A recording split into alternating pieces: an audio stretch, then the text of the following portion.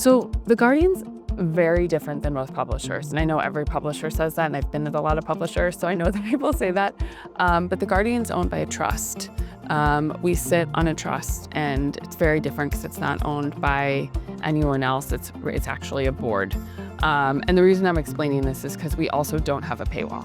So the biggest driver for us is reader revenue. Is a huge opportunity, and it really is showing that our readers and our audiences invest in us.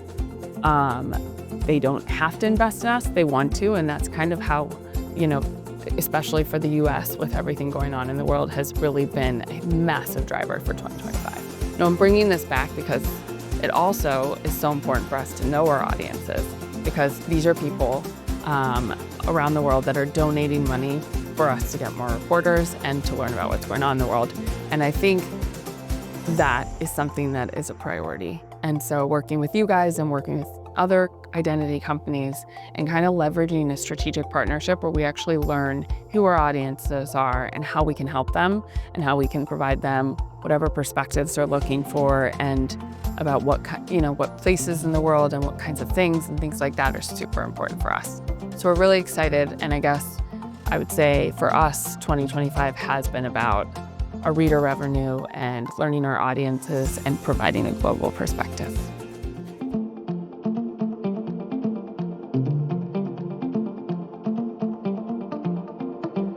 I'm lucky to say that we haven't really had to change things. I think that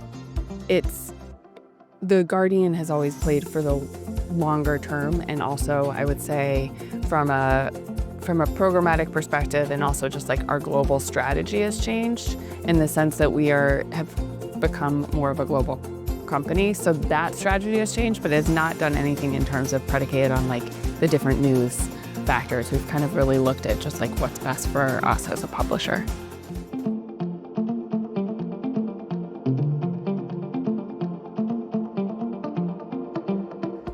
I think there's so many things that we probably need to do. And that's probably what we've been doing, is trying to do too many things rather than focusing on one or two. Obviously, with what you guys are doing and us being able to learn more about our audiences is something that we definitely need to be doing and haven't done enough of. I think we care so much about readership, as most publishers do, and really need to help better guide that experience based on knowing more about everyone that's reading us.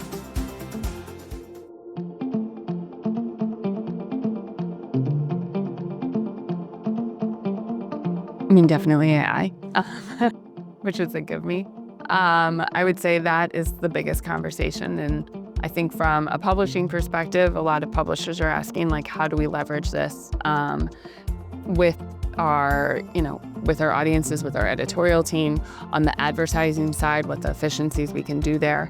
I think SSPs and DSPs are looking at it from like, how do we leverage that? And I think that's much more of a technical integration, whereas what we're thinking about from a publisher perspective is, efficiencies within the company. I would say that's definitely a theme. I think the world, like from a global perspective of so many just things going on at the moment, is a common theme in Cannes. It's just asking how everyone's doing.